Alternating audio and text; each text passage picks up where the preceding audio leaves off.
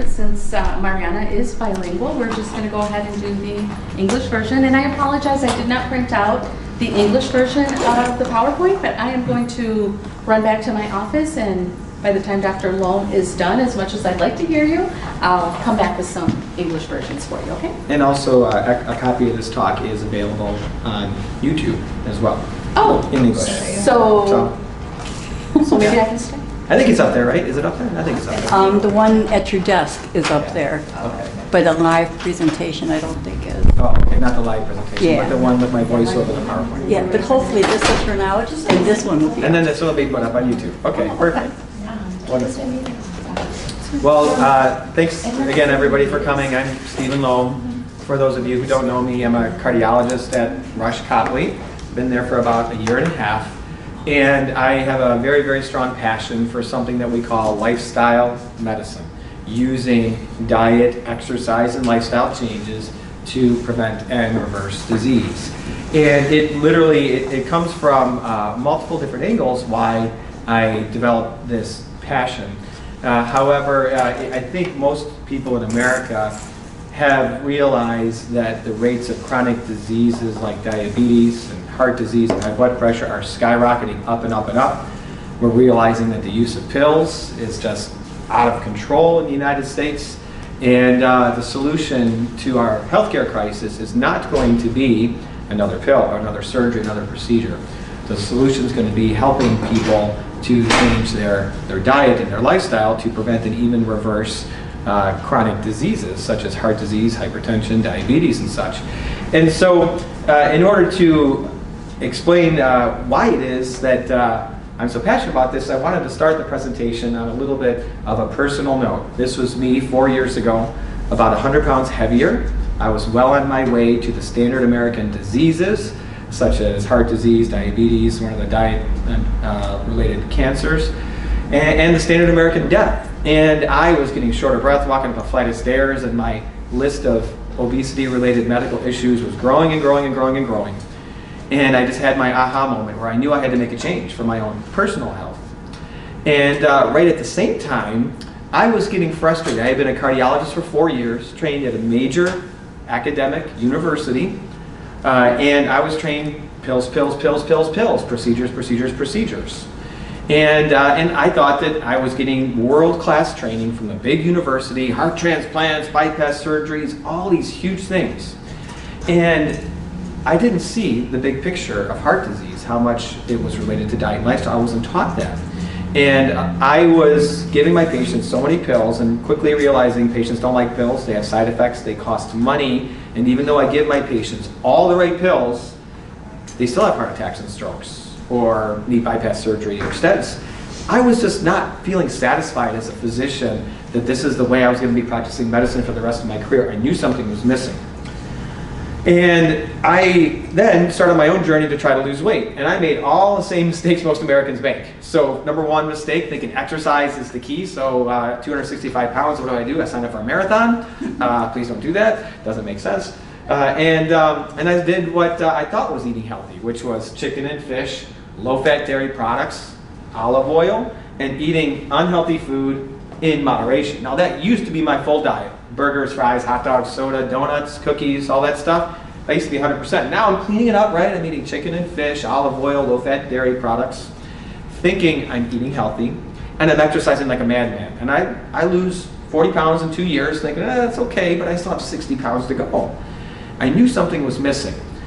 My cholesterol numbers weren't getting better. They were actually going up because I was eating chicken for breakfast, lunch, and dinner. As we'll find out, chicken's the #1 source of cholesterol in some surveys in the American diet. Then Netflix randomly said I should watch this documentary called Forks Over Knives. Forks Over Knives is available on Netflix. You can also buy it on forksoverknives.com for like $5 and watch it. And it said certain things like you should be eating beans instead of meat. Milk is for baby cows, don't drink milk. And oil is the most calorie-dense food in the entire human diet. Don't make anything with oil. And I was like, what? I thought olive oil was healthy for me. I thought chicken was also healthy and low-fat dairy. That's what we're supposed to do, right? And the other thing you come to learn watching this and reading more is that eating unhealthy foods in moderation doesn't work. We shouldn't be doing that. So I changed myself to a plant-based diet 100% plant-based, free of oil, and within 60 pounds came off within 6 months without doing anything else. And that picture didn't show up there, so I apologize. So I just had a picture of me after running my 3rd marathon, finally having lost all that weight. So that's kind of my journey, my background. And it's really led to me to be very, very passionate about this topic, about treating the cause of somebody's illness. What a concept, right? That pills and procedures don't treat the cause of heart disease. The cause of it relates to diet and lifestyle, so the treatment should be diet and lifestyle, not pills and stents and procedures. So the things we're going to go through here tonight is 4 major things. Number 1, I want you guys to have an understanding as to why this is such a crazy important topic. What is the current state of our healthcare system in America? And then you'll see, if you realize how messed up it truly is, why the solution is lifestyle medicine. We're going to go through a little crash course on nutrition. Sorry, some of these slides aren't showing up correctly. And talk about lifestyle medicine and prevention and reversal of disease, and then what you can do, how you can execute changes to make yourself healthy, and how you can speak up and help this kind of movement to change our whole system. So in the United States, heart disease has been the #1 cause of death in America for 100 years in a row. Since 1918, heart disease has been the #1 killer, as you see in this line right here. We've gotten better with stents and bypasses and treating heart attacks much quicker, but still, #1 cause of death, and heart disease rates actually went up this past year. So we're trending back up again in America. And let's see here. If you look at the perspective of heart disease, this is how many people die from heart and circulatory disorders compared to things like war, that little dot up there, murder, suicide. Heart and circulatory disorders, that's the perspective. 600,000 Americans die every year from heart disease. Yet, it's nearly 100% preventable. What's going on? This is crazy when you think about it, that we have decided as a culture, as a society, as a healthcare system, that it's okay to let 600,000 people die every year from a disease we have a cure for. Now, think about this. If another country was killing 600,000 Americans every single year, would we let that happen? There's no way we would let that happen. We would go to war with them. We would do everything we could to stop all those senseless deaths of all these innocent people, right? Why do we let so many people die from a disease we have a cure for right now? 2 words will explain why we let so many people die. Word number 1 is culture. American culture is not into healthy eating. American culture is very sedentary, doesn't exercise, has high stress levels, et cetera, et cetera. So number 1 is culture. Number 2 is money. So there is no money in healthy people. That's simply the truth. There's no money in healthy people. So if you were to say, hey, let's make a healthcare system. We're a capitalistic society, right? Let's make a healthcare system based only on profits. If that's what we said, who cares about the patients? Let's just make some money here, right? So what would that look like? Well, there's no money in healthy people. So you don't want people to be healthy, right? Not taking pills, not seeing their doctor, not needing surgeries. That's no good for a business model. But there's no money in dead people either. So you don't want people to die. You want people to stay alive, but take multiple pills, needing multiple stents, surgeries, and procedures. And that's the way that our healthcare system has evolved. Not because we don't care about people, but because we live in a society where if the healthcare system doesn't make money, then it will not be able to survive and thrive, right? And so it's just the way it ends up being. And I don't blame the healthcare systems for it. I just blame the model that we use, and we need to change that model. And so how are we doing with healthcare? So spending. So we spend more money here, almost triple what the UK spends per person on healthcare. Almost triple how much we spend, not quite, 2.5 times or so, right? So we spend so much money, I don't know why some of these slides aren't coming up, but we spend a ton of money, and if you look at our GDP, this slide is supposed to be the GDP of healthcare in the United States, about 20% of our GDP, 20% almost, is healthcare spending in America. Almost 20%. Yeah, maybe I can flip through that one. Yeah, so that's what, that one's working there. Yeah. So almost 20% of the GDP in America is healthcare spending, right? And if you look at how we compare to other countries, we tower over every other single country. Most other countries are around 10 to 12%. So we almost double many countries as to how much we spend on healthcare.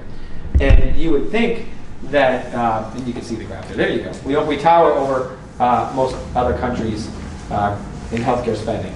And you would think that because we spend so much money, we must be healthy people, right? Unfortunately, our life expectancy is at the bottom of industrialized nations, despite all the money that we spend. So if you want a crazy laser procedure or have a rare diagnosis, you want a good treatment, yeah, come to America. If you want to live long, get out of here. That's not what we do in America. So that's just the way it is. So chronic disease rates are going up and up and up. So what do I mean when I say chronic disease? What is a chronic disease? Chronic disease is any disease that persists for a long time, many years, or it keeps coming back again. That's what we mean by chronic. It is there for a long time. So heart disease, obesity, hypertension, diabetes, stroke, high cholesterol, clogging of leg arteries or carotid arteries, we call that peripheral arterial disease, cancer, autoimmune diseases, arthritis, neurodegenerative diseases like Alzheimer's and Parkinson's disease, osteoporosis, sleep apnea. These are disorders that are there for a long time.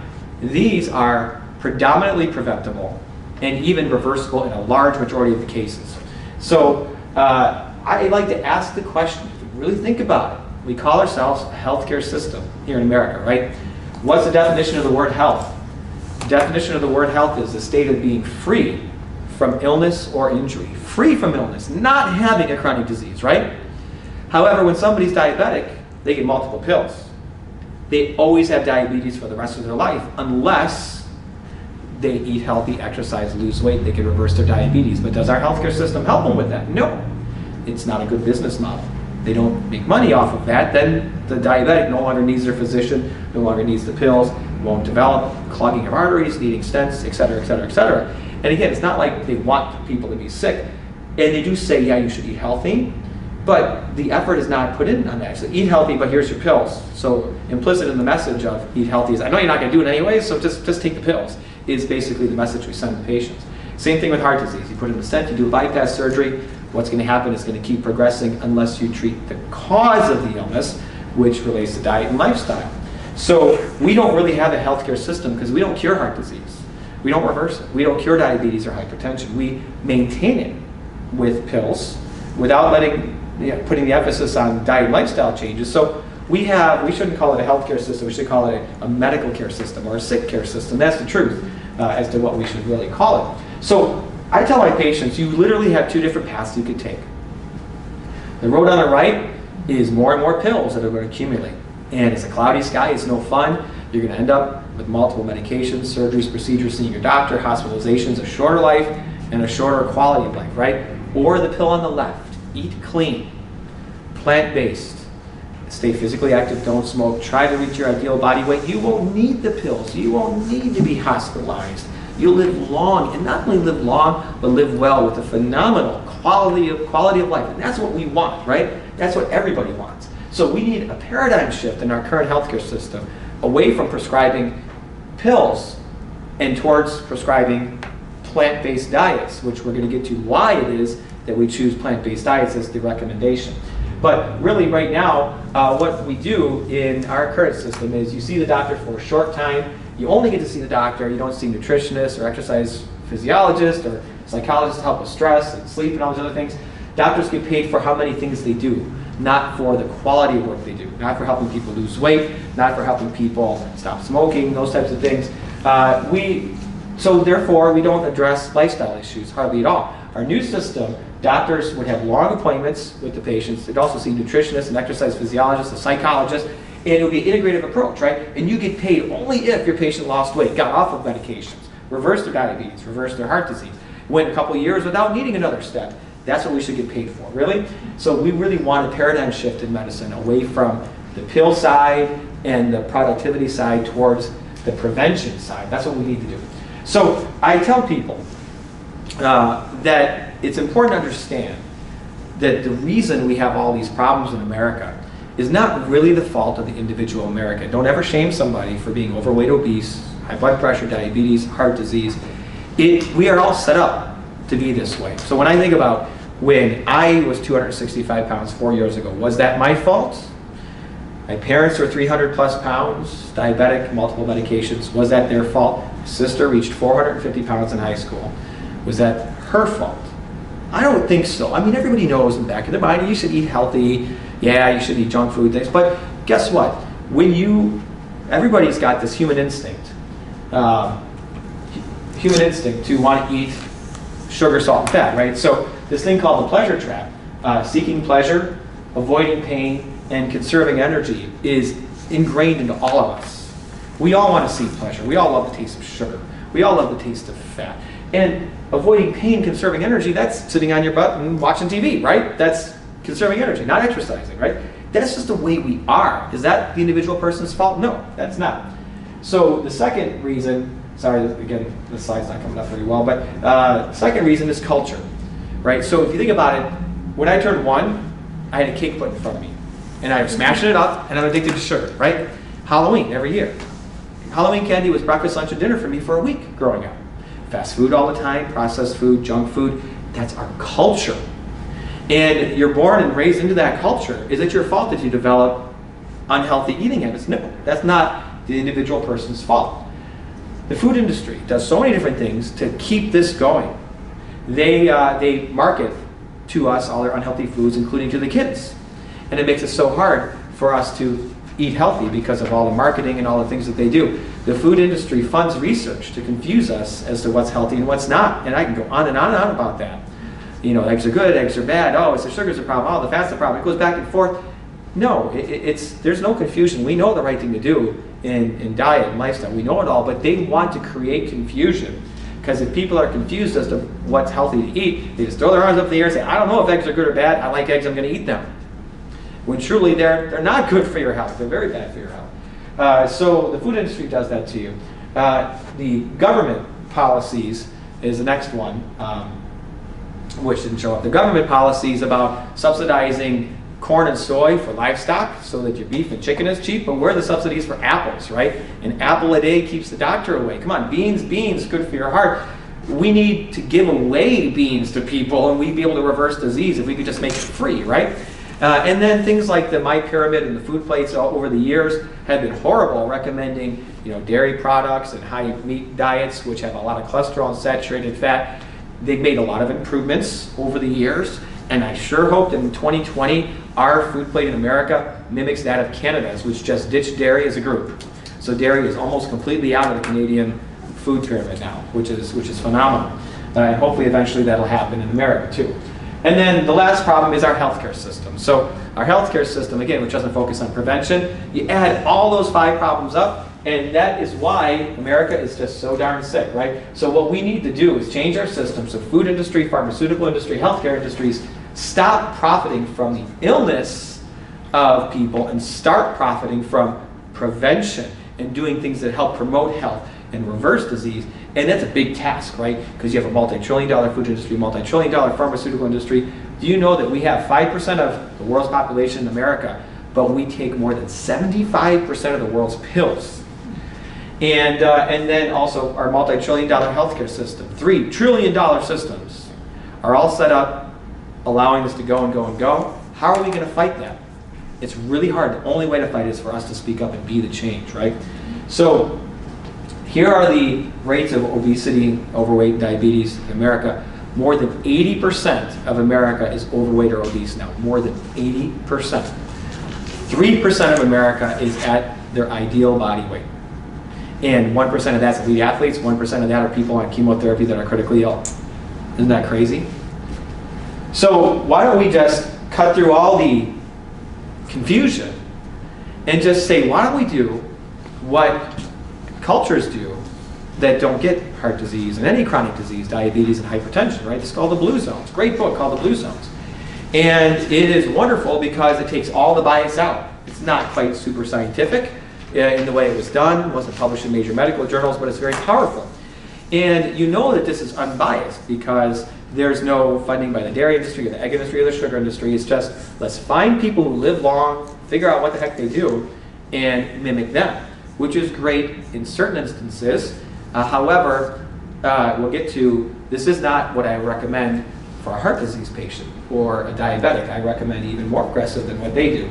So what do these longest living cultures do? Here's 3 of them. Loma Linda, Seventh-day Adventist vegans, Sardona, Italy, Okinawa, Japan. The things they had in common is a great sense of family. They didn't smoke, constant moderate physical activity. They weren't going to the gym and riding bikes or running on a treadmill, right? But they were constantly physically active. They were socially engaged, ate a lot of beans, and they ate a plant-based diet. Averaged 95% of calories from unprocessed plant-based foods. These are the longest living cultures in the world ever. Okinawans are 97% plant-based. Some of them are more, some of them are less. So why is it I don't recommend my heart disease patient to eat like the Okinawans to be 95% plant-based? Because they've been doing it from the day they were born. And my heart disease patient already is clogged. And so I don't want them eating a speck of cholesterol or saturated fat, which is what we're going to get to here.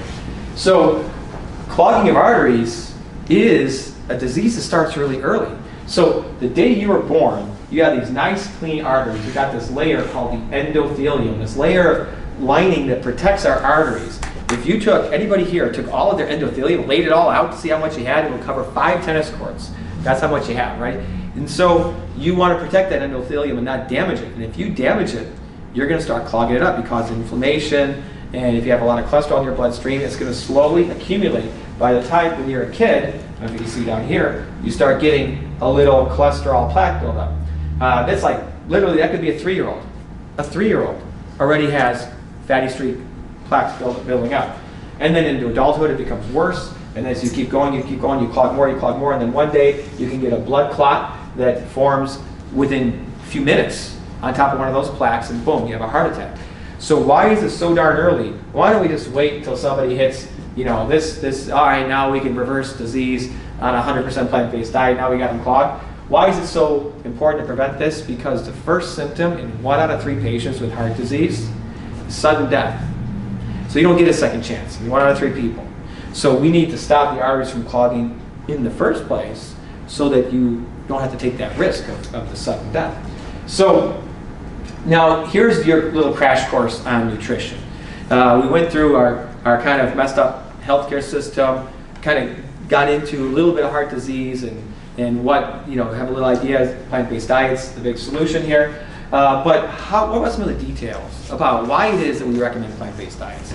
And to make this very simple, when you think about nutrition, throw out everything you ever learned and just keep it simple like this. There's 3 main food groups. Food group number 1 is processed food.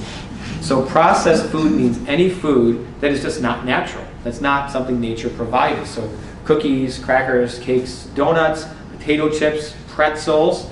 But guess what else we put in? Processed foods. And this is very important to not forget this, because everybody knows, potato chips, crackers, donuts, cookies, everybody's got that. That's not good for you, right? But we really need to distinguish carbohydrates, the bad carbohydrates. Refined carbohydrates are white sugar, white flour, like white pasta, and even white rice. Those are bad carbohydrates. Now, the reason I say it's important is because some people say carbs are bad, carbs are bad, carbs are bad. And you cannot say that because all those blue zones, all the longest living cultures were high carbohydrate diets from unprocessed plant-based foods, healthy carbohydrates. So there's 2 separate types of carbohydrates. The bad carbohydrates, to make these white flour, the white rice, they need to process the grain or whatever in order to take the fiber out, take the nutrients out, so it's a processed food. So in the processed food category, any white bread, white rice, white flour. Always remember, the whiter the bread, the sooner you're dead. Easy way to remember, right? And then here's the other thing that surprises people. Processed foods includes oil, right? You got to process oil. 43 olives, you squeeze the fat out of 43 olives to get 1 tablespoon of oil. Oil is pure fat, the most calorie-dense food in the entire human diet. Even olive oil is not healthy for you. It's 15% saturated fat. It might be better than butter. But we'll get to the reasons why olive oil or any type of oil is not healthy for you. So first food group is processed foods. So any junk food, any bad carbohydrate, or any oil of any kind is processed food. Number 2 is animal-based foods. So meats such as beef, pork, chicken, fish even. And then dairy and eggs, so milk and eggs is an animal-based food. The third category is whole plant foods, which the picture didn't show up. You can see it down there. Lots of whole unprocessed plant foods.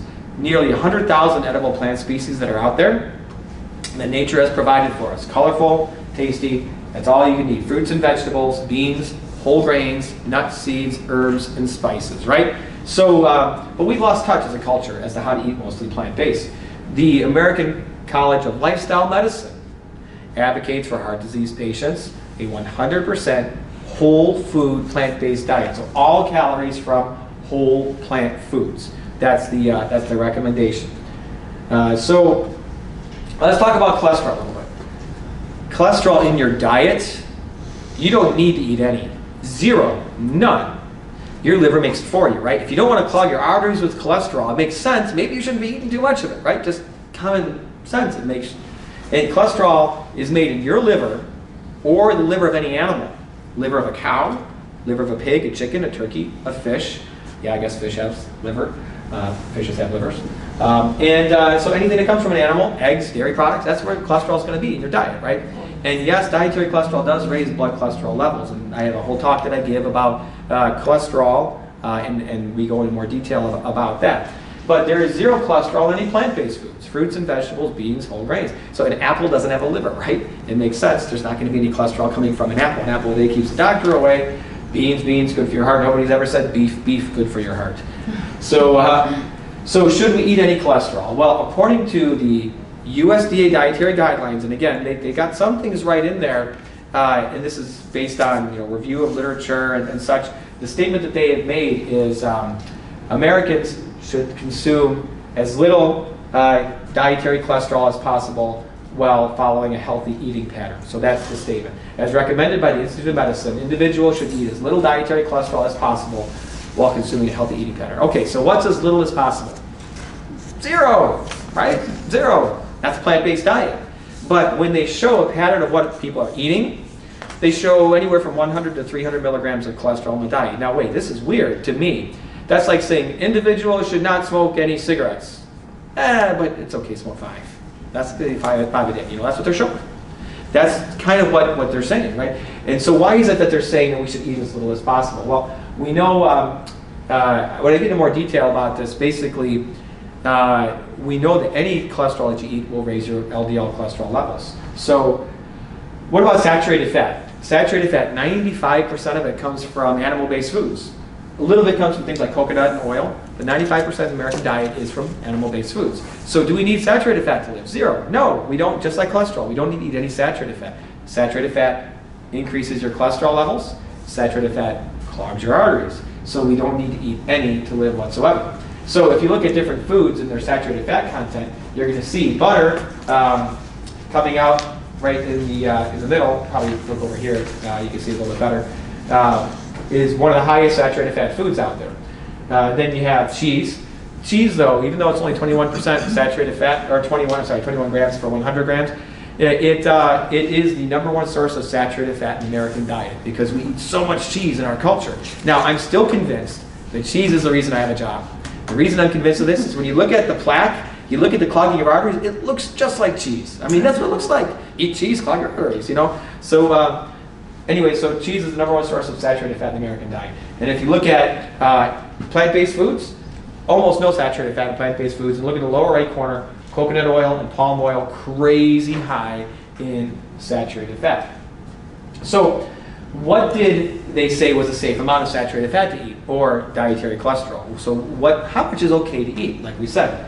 Well, what they officially said is they did not set an upper limit of normal. They did not set an upper limit for how much it's okay to eat, because any intake above 0 will increase your LDL cholesterol numbers. Any intake above 0. So there's no safe amount of cholesterol in your diet, saturated fat in your diet, or the bad trans fats in your diet. So no safe amount. So how do you get those as low as possible? Well, it's a plant-based diet, because plants don't have cholesterol. They're almost completely free of saturated fat, right?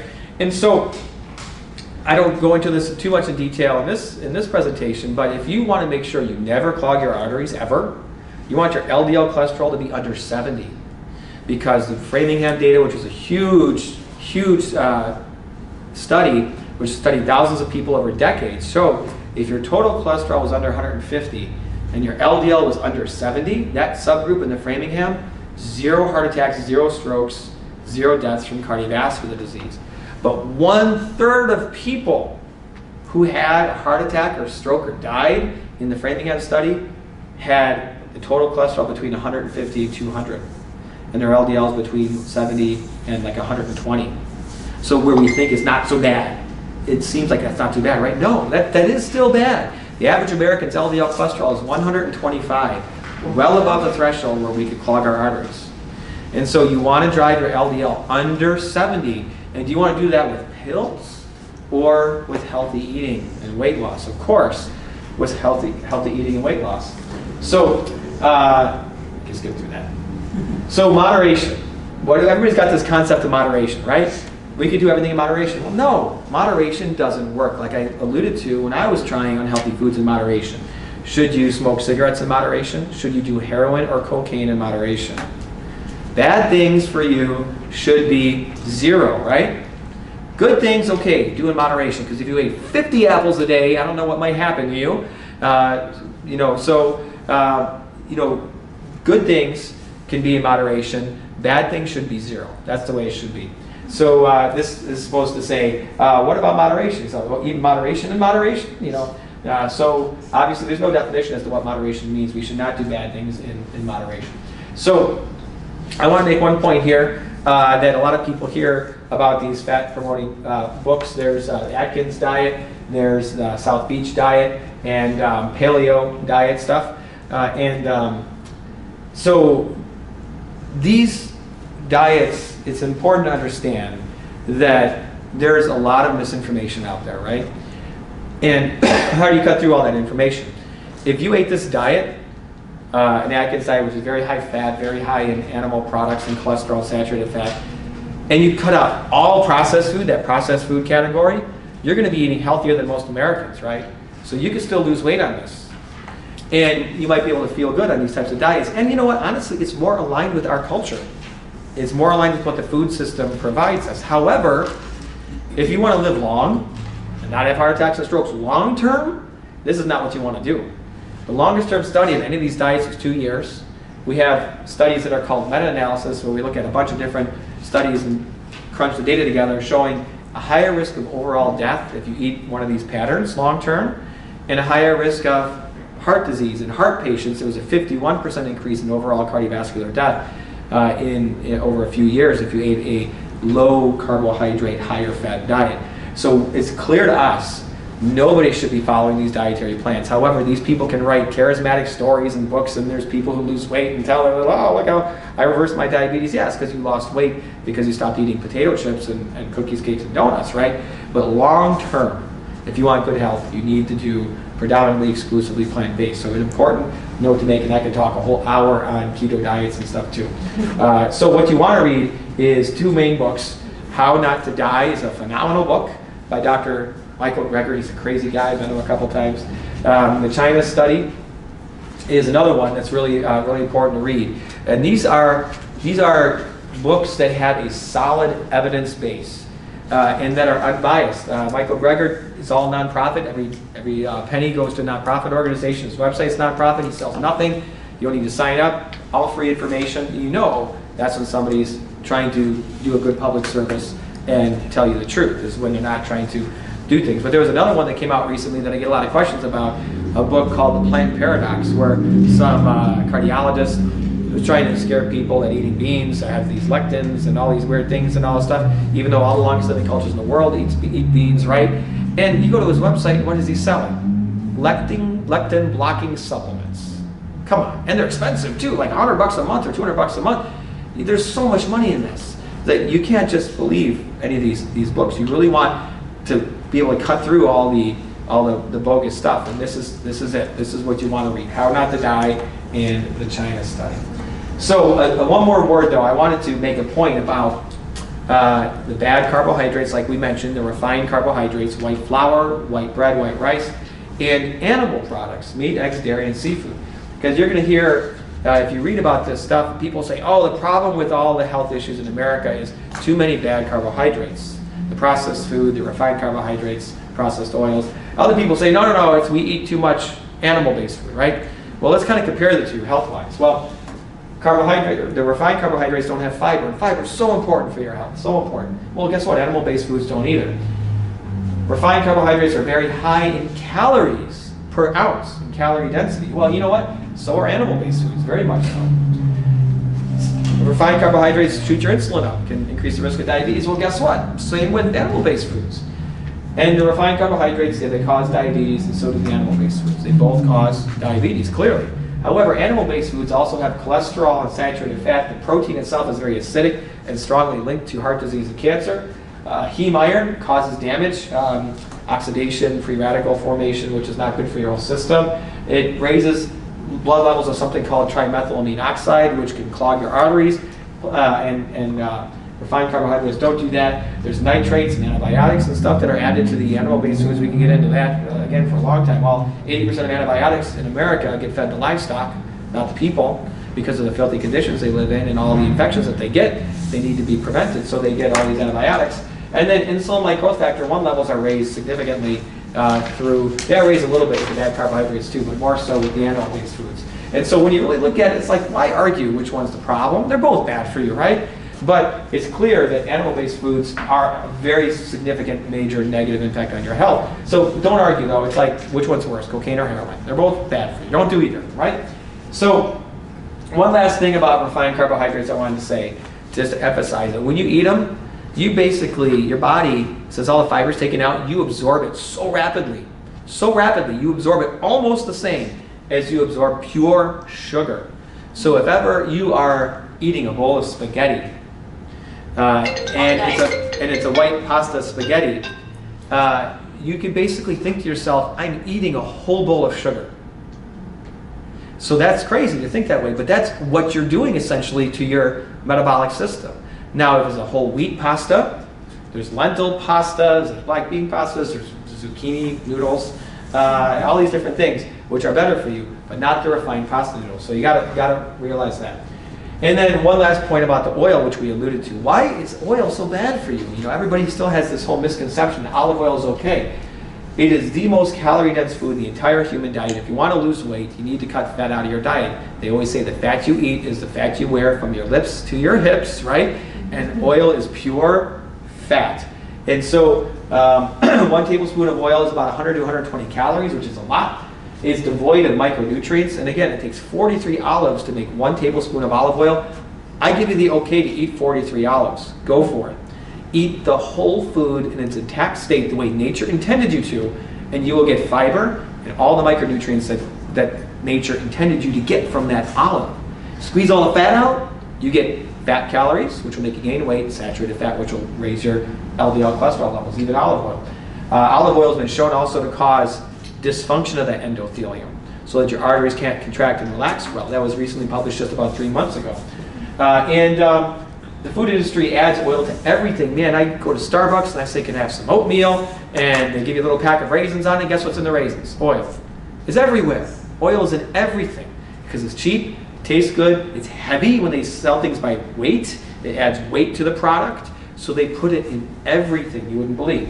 And if you think about it from an evolutionary perspective, oil's only been in the human diet for about 2,000 years. That's it. We've been around for millions of years, right? Oil's only been in the human diet for about 2,000 years, so we have not evolved to be able to tolerate high amounts of concentrated oils, which is just pure fat. So oil of any kind is not good for you, of any kind. So another way to kind of look at this is looking at calorie density. 400 calories of oil fills up your stomach only this much, versus cheese, meat, starchy vegetables, or regular fruits and vegetables. You can stuff your face full of regular fruits and vegetables, and you only get 400 calories, right?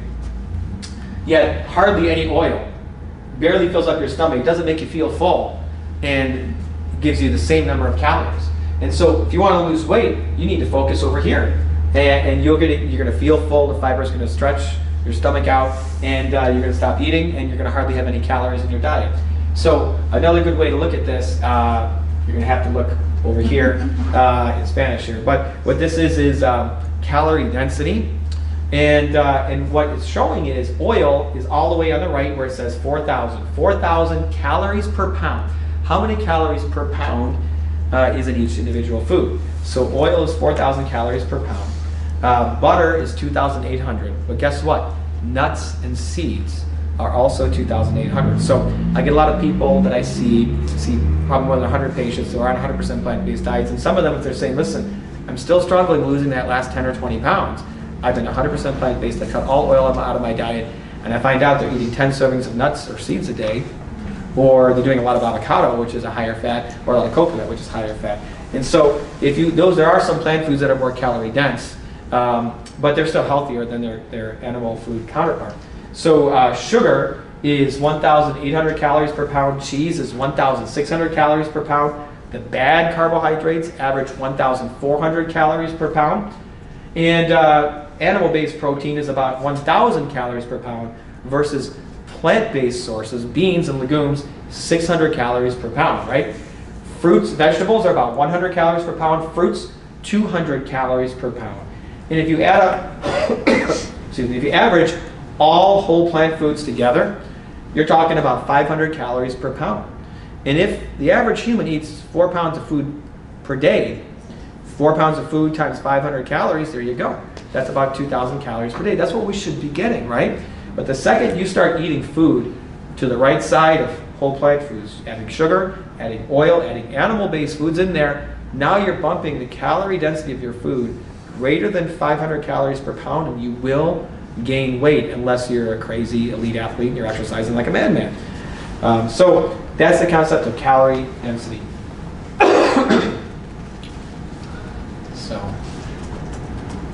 So now, what do Americans really eat? And I love this picture because I actually show this to patients quite a bit.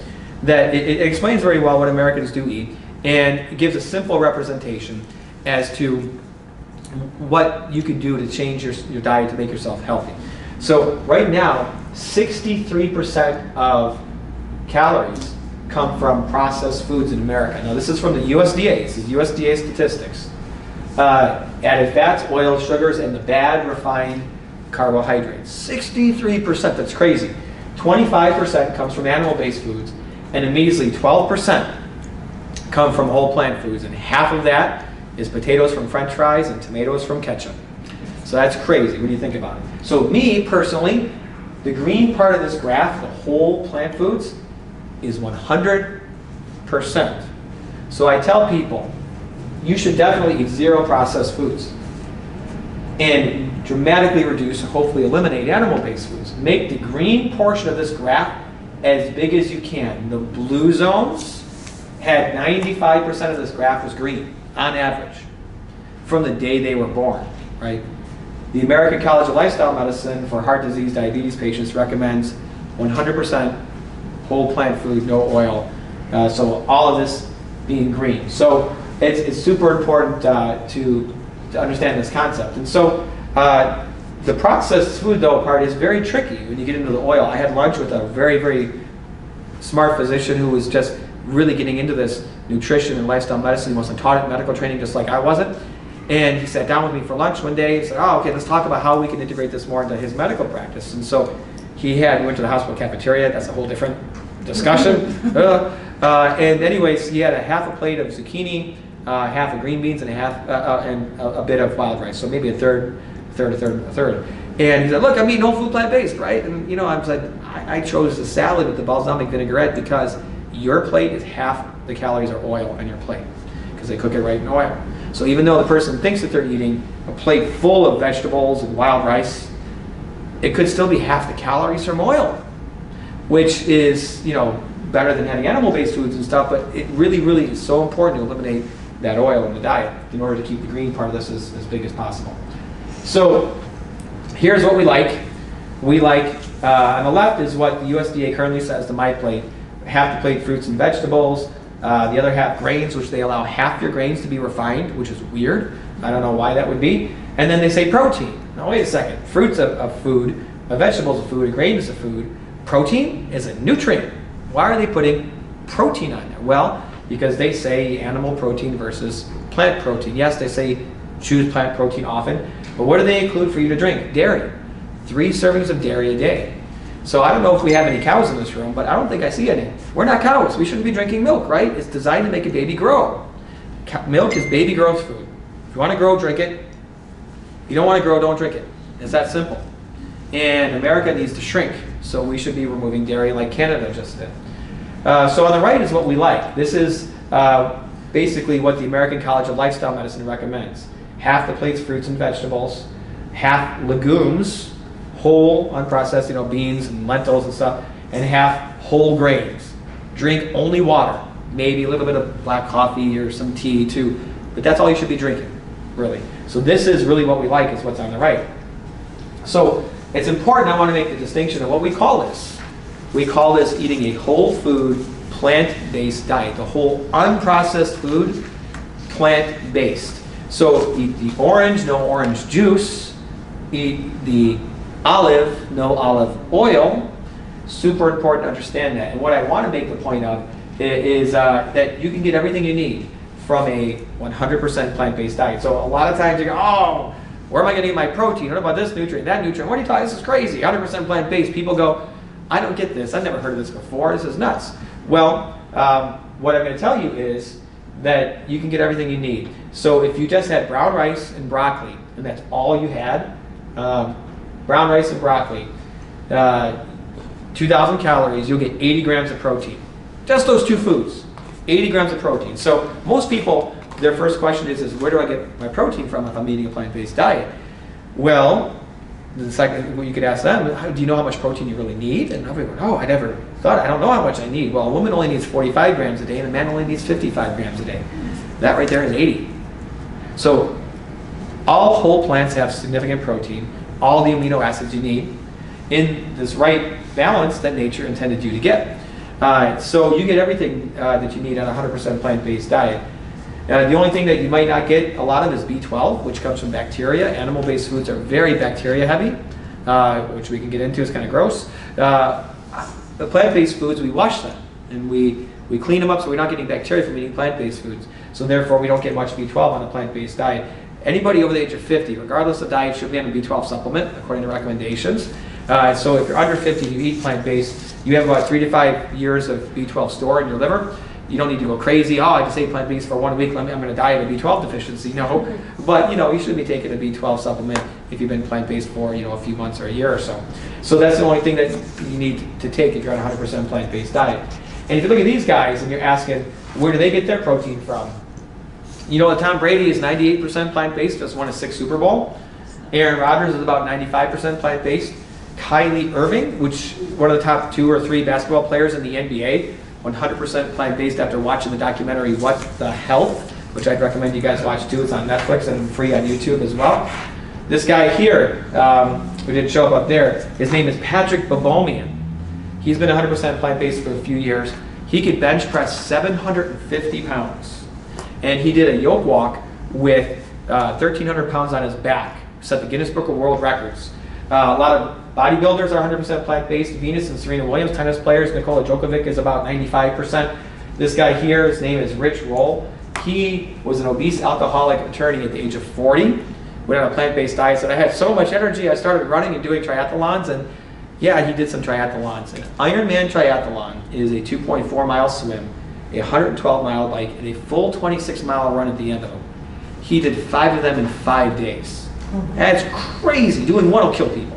He did 5 days, 100% plant-based. And then this guy in the lower right corner, his name is Scott Jurek. He ran the Appalachian Trail, which is 2,200 miles up and down mountains in 46 days. Guinness Book of World Records. So that's more than 2 marathons a day.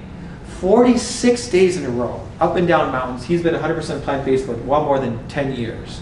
So where do these athletes, these elite athletes, get their protein from? They get it from plants.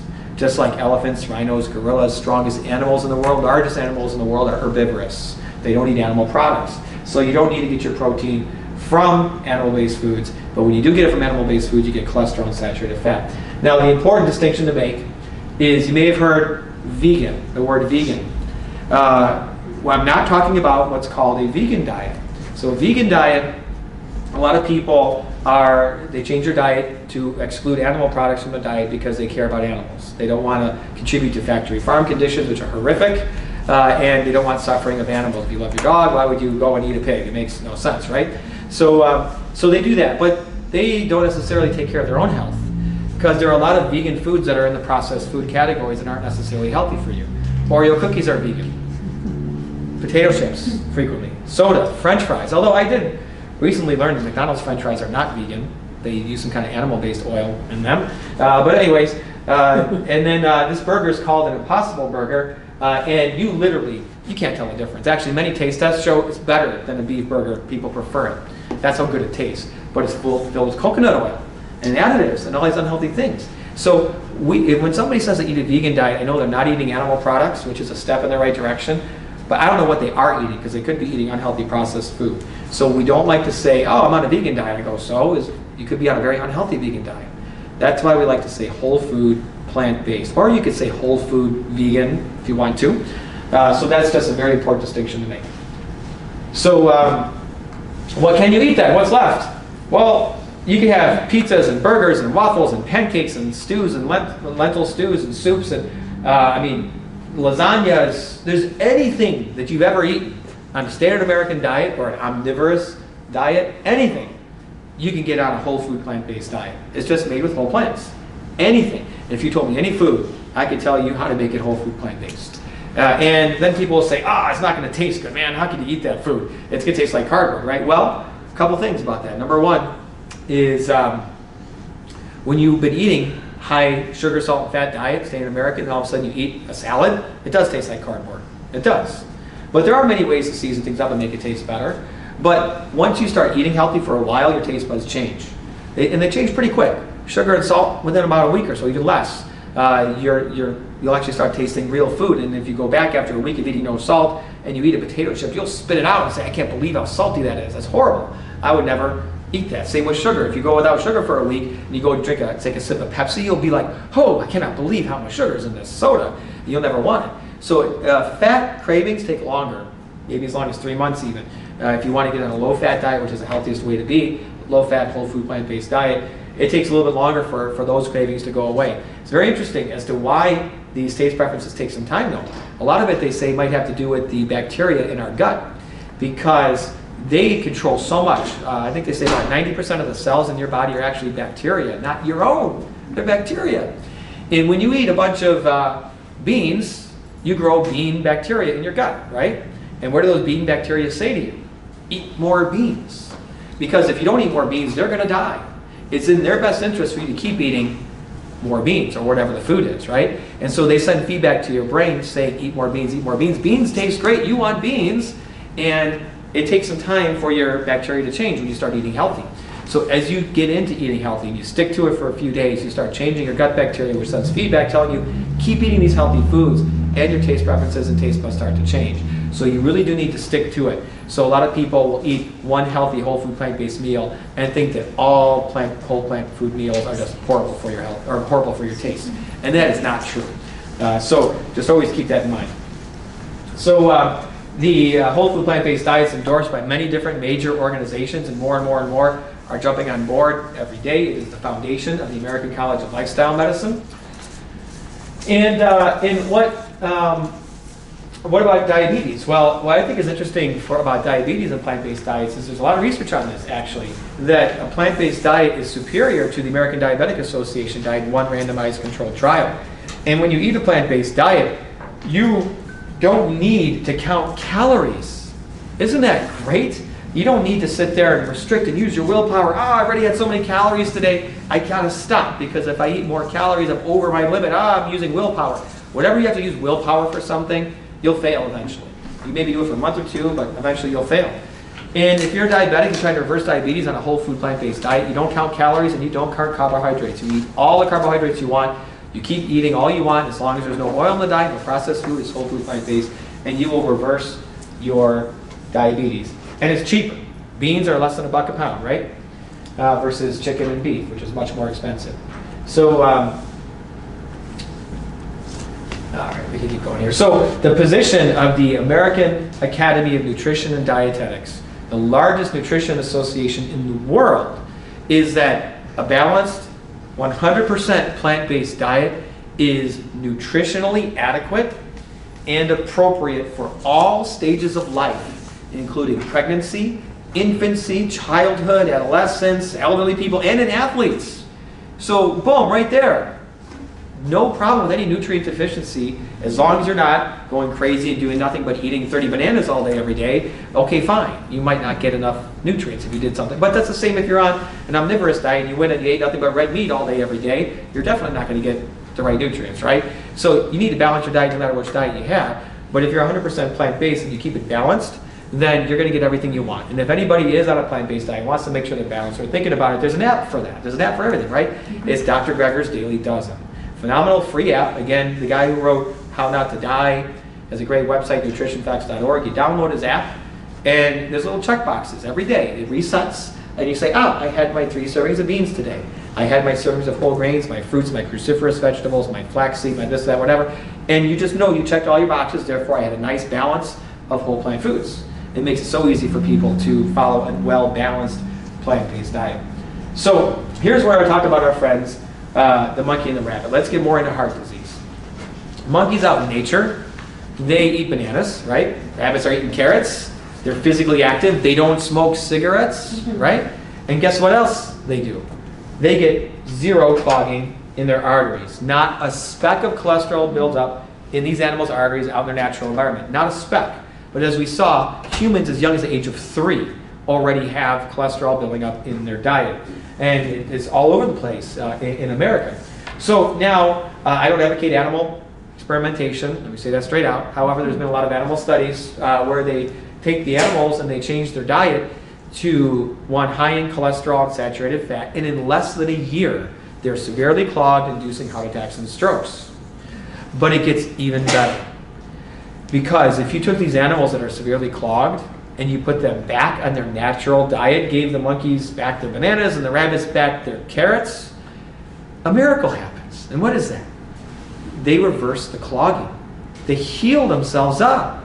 Well, you know, same thing happens with humans, been verified in human studies, which we're going to go over. The concept that the default state of the human body is to be healthy is an important concept to understand. We have a really messed up notion that there's something wrong with the human body. That as we age, we clog up, we have all these problems. Therefore, the only thing we should do is add something to help our body, to help this disease state. Add a pill, add a stent, and add a bypass. No.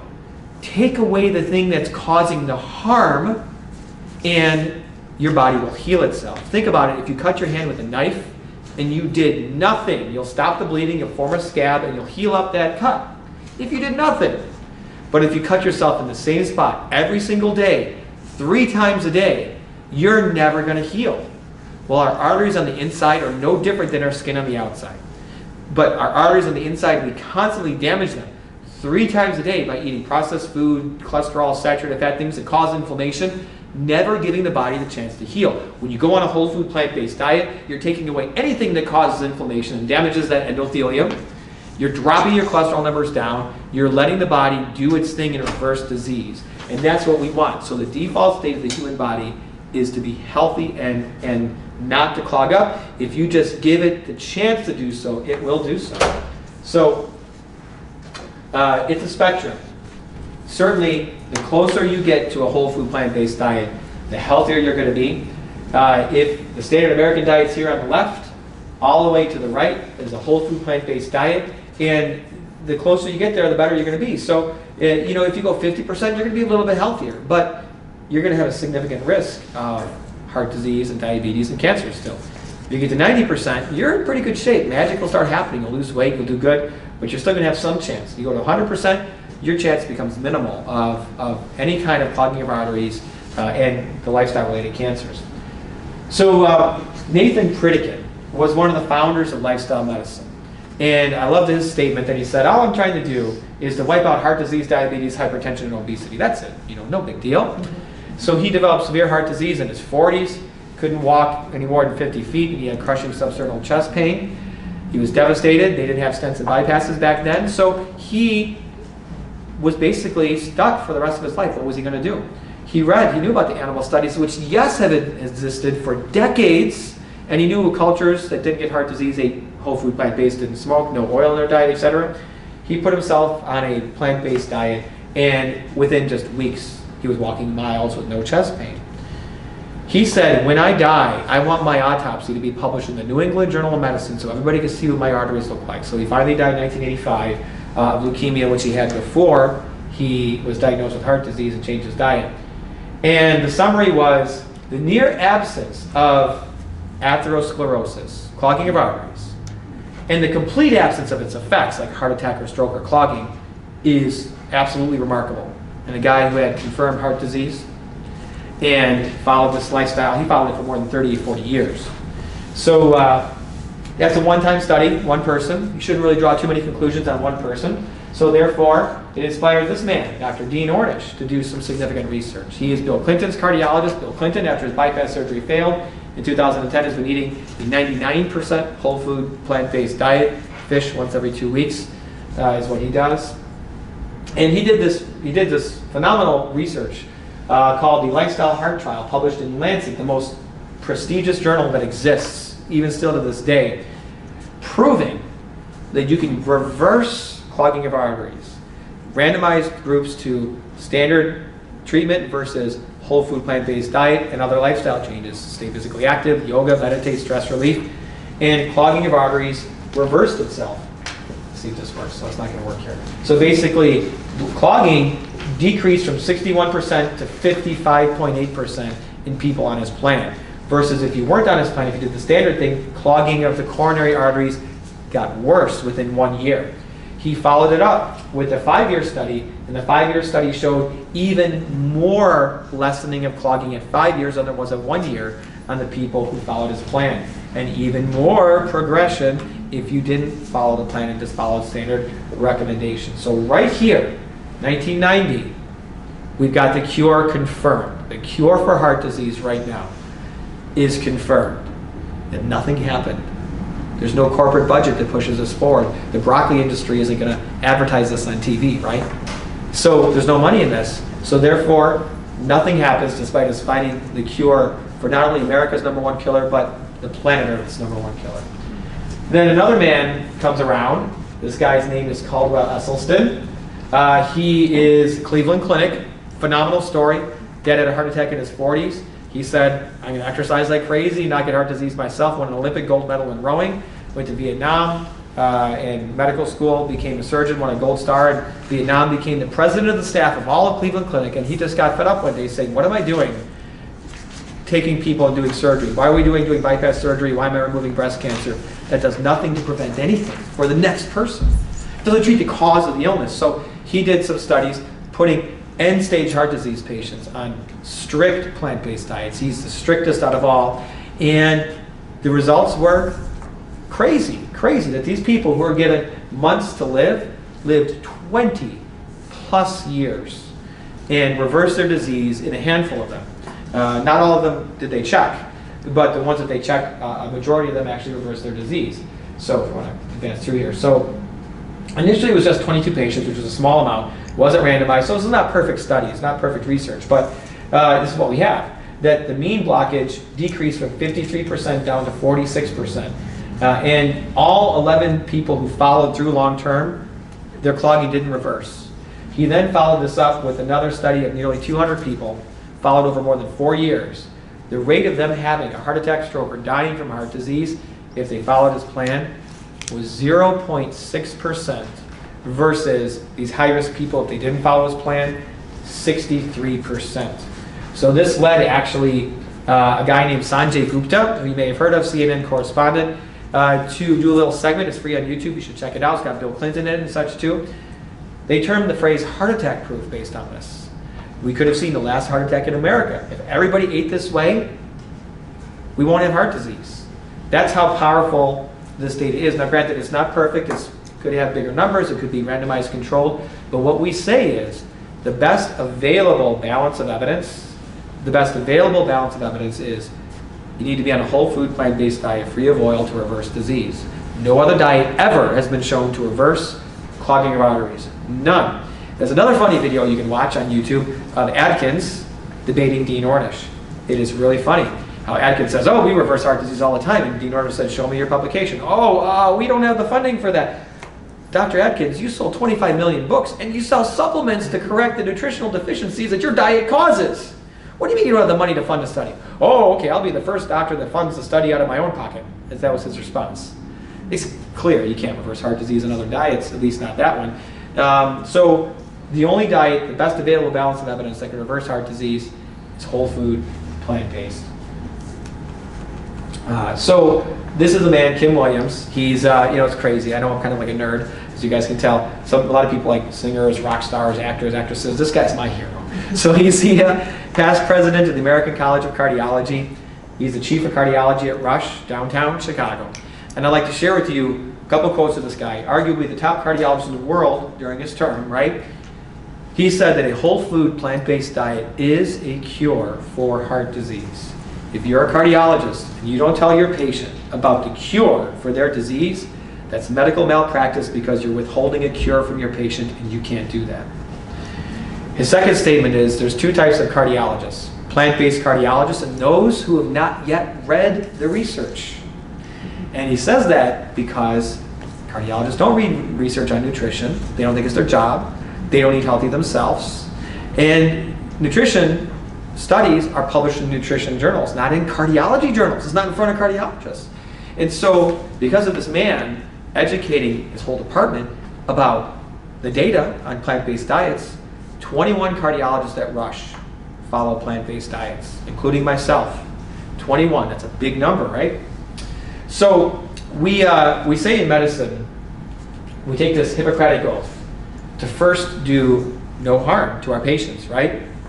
But do we also know another line from Hippocrates is, let the food be thy medicine, and let the medicine be thy food. And he said this 2,500 years ago, and that is more true today than it was back in his time. So we really need to be the change and do this. So why is it that it's this way? It just still blows my mind. Well, let me tell you right now, I lied to you when we started this presentation. Heart disease is not the #1 cause of death in America, like I told you. According to the Global Burden of Disease Study, funded by the Bill and Melinda Gates Foundation, the #1 cause of death in America is dietary risks. The #1 cause of disability in America is dietary risks. So it's about time we start saying the American diet is the #1 cause of death in America, not heart disease, because the cause of heart disease relates to our diet and other lifestyle factors. But if you look at the #1 thing we can do to prevent premature death, it's changing your diet. It's all dietary risks.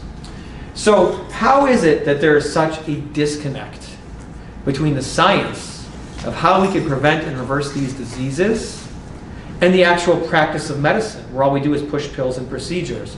How can this be? If we can annihilate heart disease and diabetes and hypertension and many cancers like colon cancer, breast cancer, and prostate cancer, why is it that most doctors don't recommend this? Why is it that we haven't been doing more? We talked about the money aspects and some other reasons, but let's do a little thought experiment. Let's go back in time to the 1950s, where all doctors smoked, right? If you went to a medical conference, it was a haze of smoke. They served cigarettes in the hospital to patients. There's pictures of nurses asking the patients, which type of cigarette would you like? That was the culture. Everybody smoked. They had advertised that, pregnant people should smoke. Blow in her face and she'll follow you anywhere. This was the marketing. It's crazy, right? But this is what people did. This is the way it was. So now, more and more research is coming out saying smoking is bad for you in the 1950s. It accumulates more to the 1960s. Finally, 7,000 publications come out saying smoking is harmful for you. Finally, the Surgeon General puts a warning on cigarettes in 1964 saying smoking may cause cancer. The very next day, your very own American Medical Association comes out with a statement against the Surgeon General saying extensive research has shown smoking in moderation is healthy for you. We disagree with the Surgeon General. That's your own American Medical Association. Who funded them? Tobacco industry to the tune of $10 million a year as a sponsor to the American Medical Association. Now, fast forward to today, we get the smoking thing. But the healthcare system hasn't gotten the food thing. Same thing's going on. We need to learn from our mistakes.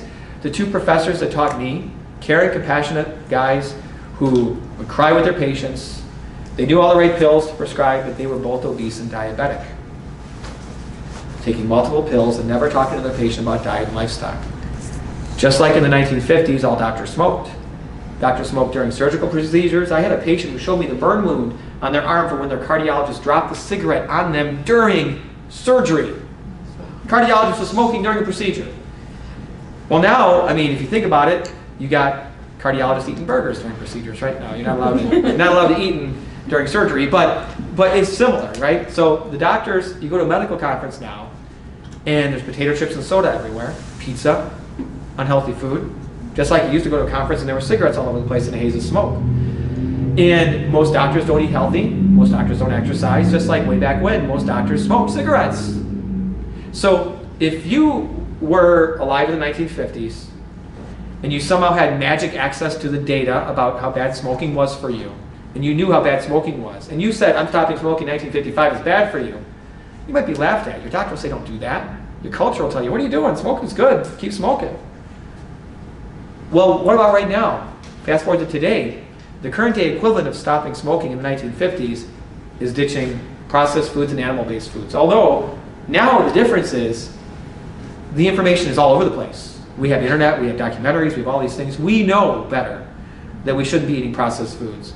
We should be dramatically reducing or eliminating animal-based foods. But we're still not doing it. We're still not pushing it because of all those reasons we talked about: culture, money, food system, and even our healthcare system. So the reason we haven't done more is because of culture. And the tobacco analogy is perfect for why we haven't done more to eliminate processed food and animal-based foods. There's still many hospitals that have fast food restaurants in them. Rush Copley put 5 plant-based menu options on their menu, clearly marked as being plant-based on their menu, which is the policy of the American College of Cardiology and the American Medical Association now, which I helped push through a couple summers ago. In California, it's going to be state law in 2020. All hospitals, prisons, and prisons, and I think schools as well, need to have 100% plant-based menu options, and every single day. It's going to be law.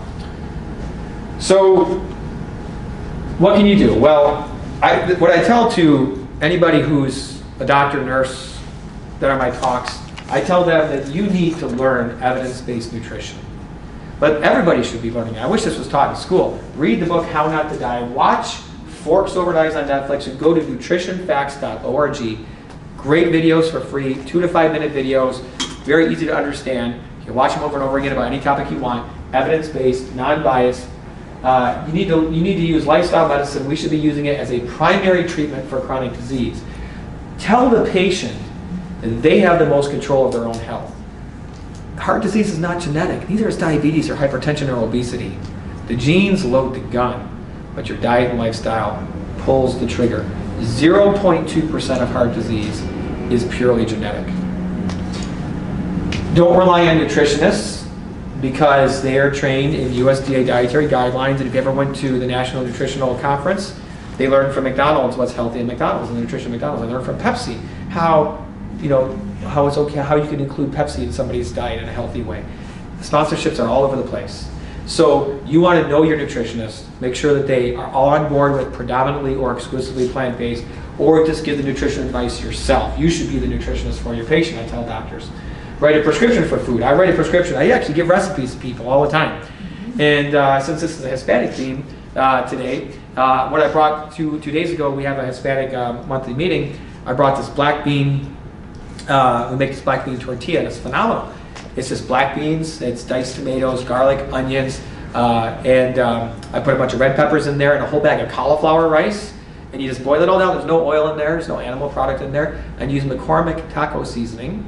And it's phenomenal, tasty. Put salsa on top of it. You can put guacamole on it. We make sandwiches sometimes with a good whole food plant-based bread. And yes, you can still have bread if you get the right ones. There's a few of them. And put some spinach leaves on there. What a phenomenal sandwich. I write that prescription. I share those things with patients all the time. I say, try this. The one thing I want you to just try this. Tell me if you like it. If you like it, there you go. And keep growing on it. I tell physicians that they need to be a good example. What do they always say? Put the oxygen mask on yourself before you help others. How can an obese, diabetic cardiologist tell their patient to eat healthy and exercise? How can a smoking physician tell their patient to stop smoking? The number one cause of death in cardiologists is heart disease. The president of the American Heart Association, different than the American College of Cardiology, the president of the American Heart Association had a heart attack while giving a presentation at the podium last year. I believe he was in his 50s, cardiac arrest. Number one cause of death in cardiologists is heart disease. When is it that we, as physicians, are going to get the point that we need to be the lead, eat clean, stay active, stay thin, drive our LDL cholesterols down to under 70 so we don't keep suffering from the disease that we're treating? So here's a nice picture that explains it all. See, go to the next slide. I think it's the previous one. There's the previous one. Turn off the faucet. One more before? Oh, one more. There we go, yeah. So this is what we do. And this is a great analogy for our healthcare system. So what this shows is two doctors mopping water up off the floor, and in the background the sink is overflowing and overflowing and overflowing. And they're not turning off the faucet. They let the sink overflow and they're just mopping up water off the floor. I showed this to my 6-year-old son and he just laughed. He goes, "Dad, those are silly doctors. Why don't they just shut the faucet off?" Well, when we give somebody a stent for a coronary blockage or do a bypass surgery on them, we give them a pill for diabetes or a pill for hypertension. All we're doing is mopping the floor because those things don't treat the cause of the problem. If we put 100% of our effort into shutting that faucet off, we can prevent, reverse disease, treating the cause of the illness. What a concept, right? So important. So what can you do individually? Well, obviously, eat healthy, eat predominantly or exclusively plant-based, focus on your own health. But remember, you're the change. We have such a messed up healthcare system, ignoring lifestyle medicine for the most part. Our culture is horrible in this regard. The only way things are going to change is if you actively be the change. So you must step up and say, I know now I can prevent myself from having a heart attack or stroke. I can reverse my diabetes. And I know my brother, my father, my friend who just had a heart attack, who's obese or diabetic. I now know I have the cure for them right now in front of my face. You need to be their advocate. You need to educate them. You need to make sure you spread the word about how eating predominantly or exclusively plant-based, no oil, no processed foods can annihilate these diseases, because you are the change. The change in our system is not going to happen from the food industry. It's not going to happen from the healthcare industry. They're making trillions of dollars. The pharmaceutical industry obviously doesn't want this change to happen. The only way we're going to change our system to prevention and eating clean is if you actively, the culture, the American people, be the change and demand it. Demand the healthy foods. The food industry will supply them. You vote with your dollar. Super important. That's the one thing that you know, is that you have the power to save other people's lives. You don't need to be a doctor to save somebody's life. So be an advocate for this. So really, well, I like this statement. This is Dr. Michael Greger, who wrote How Not to Die, nutritionfacts.org. He has that Dr. Greger's Daily Dozen app. And he made this one statement which is important to understand. He says that the most ethical diet, because when you eat plant-based, no animals are harmed. And a lot of people ignore that, don't think about that. And I don't pretend to be an expert in this, but if you have the choice between killing an animal versus eating a plant which doesn't have a brain, doesn't feel pain, all that stuff like that, you're causing a lot less suffering if you're eating a plant, right? You don't want to eat your dog, and people love their dogs. Well, a pig's smarter than a dog, etc. So the most ethical diet just so happens to be the most environmentally friendly diet, because the number one cause of greenhouse gas emissions, species extinction, ocean dead zones, rainforest deforestation, is animal agriculture. So if you care about the environment, drive an electric car, have solar panels, try to conserve water, take a short shower, none of that stuff pales in comparison to just dropping meat, dropping animal products. You help the environment even more. So if we want a climate that our kids and grandkids can live in, we got to ditch the animal products. Guy who's running for president, Cory Booker, he's 100% plant-based, and he said a big on his agenda is going to be reducing animal-based foods for climate change purposes. But that diet also just happens to be the healthiest diet. Most ethical, most environmentally friendly, and the healthiest diet. So it all makes sense. It checks all the boxes. There's no reason why we shouldn't do this. But culture and money is what we've chosen over health. That's what we've chosen in America. To let our culture keep going. We don't want to disrupt the status quo. So much money involved. We don't want to change our system because of all the money that's being made. Let's let all these people suffer and die. Let's destroy our planet. Let's kill innocent beings while we're at it. That's what we've chosen. It makes no sense. We need to go from pills to plants. We need to move from the pharmacy to the pharmacy with an F, right? So this is a radical concept to some people. Dropping all animal products. Processed foods people get, but dropping the animal products, it's a radical concept. Well, this is any radical concept, any movement goes through 3 stages, right? First, it's ridiculed. Well, we're done with that. American Academy of Nutrition and Dietetics says a plant-based diet is nutritionally adequate and it's appropriate for all stages of life. Second, it's violently opposed. And there's some of that going on. If you ever looked at social media, obviously the dairy industry, the egg industry, a lot of people are violently opposing this, and it's all because of cultural reasons. People individually don't want to give up their red meat or their burgers or whatever. But then it's accepted as being self-evident. All truths pass through these stages. So many people have already accepted this as self-evident. This is going to happen. We're going to have to change our diets to a plant-based diet, or our climate's going to be destroyed. Our health is going to continue to get worse. We have no choice, but we have to fight all these big barriers, and we need to be the change. So one of the things that I do is I run a nonprofit organization called Plant-Based Nutrition Movement, pbnm.org, expanding across the nation, running in a few cities, which is a combined effort of healthcare providers and dedicated community members to promote the prevention and reversal of chronic diseases using whole food plant-based diets. We have support groups, cooking classes, immersions, full days of just learning about one certain thing. And it's a huge movement. We need to be the change. This is what we're trying to do to be the change. So feel free to check out the website. There's recipes, books, websites, documentaries, podcasts, Facebook groups to support you. And we have multiple events. All the talks that I give are going to be listed up on there. And I give quite a few of these talks. I'm doing another one in next week, I think February 26th. We really need to spread this message. We're doing a 5K in April with a lot of plant-based doctors, including one named Joel Kahn, who's very well known in Miss Illinois, who's plant-based. He's going to be there as well. It should be fun. So we need to be the change, not only for your own health, but for the health of America, for the health of our planet. It makes a lot of sense. So any questions, I'd be happy to take questions. And I'll hang around afterwards too. So thanks. Hope you guys learned something. Thank you. All right. Crazy concept, huh? So who here is not plant-based, if you don't mind me asking? All right. Okay. But we got almost everybody's plant-based. Great. No, I'm not. Yes. Are you going to say something? Yeah.